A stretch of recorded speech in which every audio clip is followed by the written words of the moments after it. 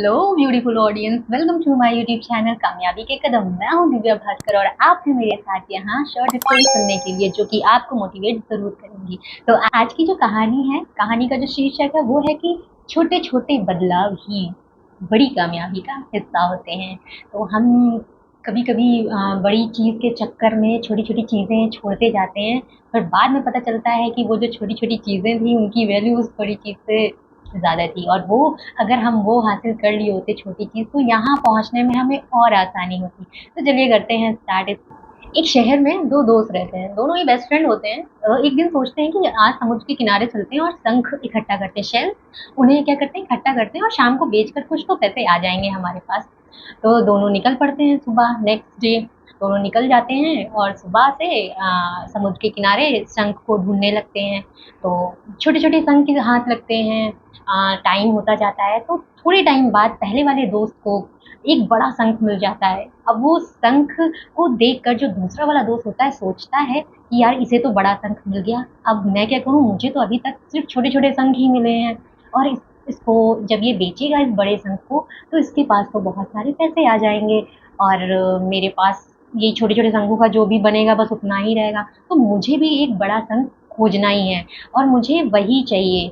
अब मैं छोटे छोटे शंखों पर ध्यान नहीं दूंगा, बड़े बड़े बड़े जो शंख मिलेंगे मैं उन्हीं को ही रखूंगा।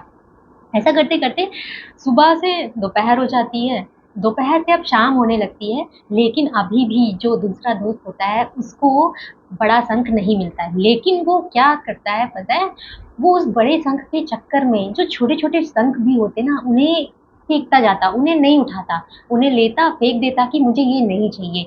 लेकिन वही पहला दोस्त क्या कर रहा होता है, उसे छोटे शंख मिल रहे होते हैं, बस उसे एक ही बड़ा शंख मिला होता है, उसने वो सहज करके रख लिया। लेकिन वो हम छोटे छोटे शंखों को भी इकट्ठा कर रहा था।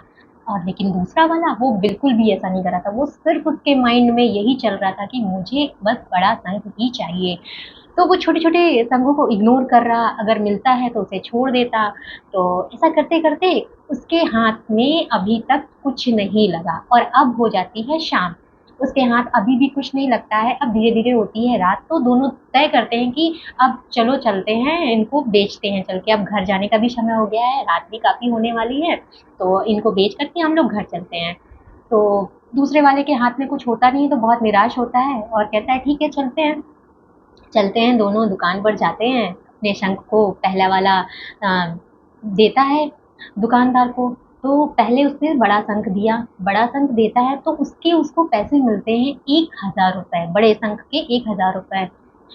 अब जैसे इसे 1000 रुपये मिलता है, दूसरे वाले के मन में आता है काश मुझे भी मिल जाते, तो मुझे सिर्फ एक शंख का ही 1000 रुपये मिल जाता, तो ऐसे मैं अगर दो तीन ले लेता तो मेरे पास तो 3000 रुपये तक हो जाते। लेकिन अब इसके बाद बारी आती है छोटे शंखों की। तो अब वो पहले दोस्त ने छोटे शंखों को भी दुकानदार को दे दिया। अब जब जो होता है वो आँख खोल देने वाला होता है और दिमाग हिल जाने वाला होता है दूसरे दोस्त के लिए, क्योंकि आज जो छोटे शंखों की कीमत थी जो उसने इकट्ठा किया था पहले दोस्त ने, उसकी कीमत जो उसे मिली वो थी 3000 रुपये। अब ये देख करके छोटे वाले जो जो दूसरा वाला दोस्त होता है उसके पैरों तले ज़मीन खिसक जाती है। वो कहता है, वो अपने मन ही मन को कोस रहा होता है और सोच रहा होता है कि मैं सिर्फ एक बड़े शंख के चक्कर में मैंने उन छोटे शंखों को भी छोड़ दिया जिनकी कीमत उस बड़े शंख से ज़्यादा है। और वो इतना निराश हो जाता है, इतना निराश हो जाता है, यही सोचता है कि काश मैं उन छोटे छोटे शंखों को इकट्ठा करता, तो अब मेरे पास भी 3000 रुपये तो होते ही, और मैंने एक लालच के चक्कर में और उन छोटे छोटे शंखों को भी छोड़ दिया। जैसा कि आपने सुना कि दूसरे दोस्त के पास कुछ भी नहीं था, अगर वो छोटे छोटे शंख ही इकट्ठा कर लेता तो उसके हाथ कुछ तो पैसे लगते ही, लेकिन उसने ऐसा नहीं किया। तो हमें इससे सिर्फ यही एक सीख मिलती है कि हमें छोटी-छोटी चीज़ों को इग्नोर नहीं करना चाहिए। ये छोटी-छोटी चीज़ें ही मिलकर एक बहुत बड़ा मुकाम तय करवाती हैं, हासिल करवाती हैं। क्योंकि आपने ये तो सुना ही होगा कि बूँद-बूँद से घड़ा भरता है, तो ये बात एकदम सत्य है।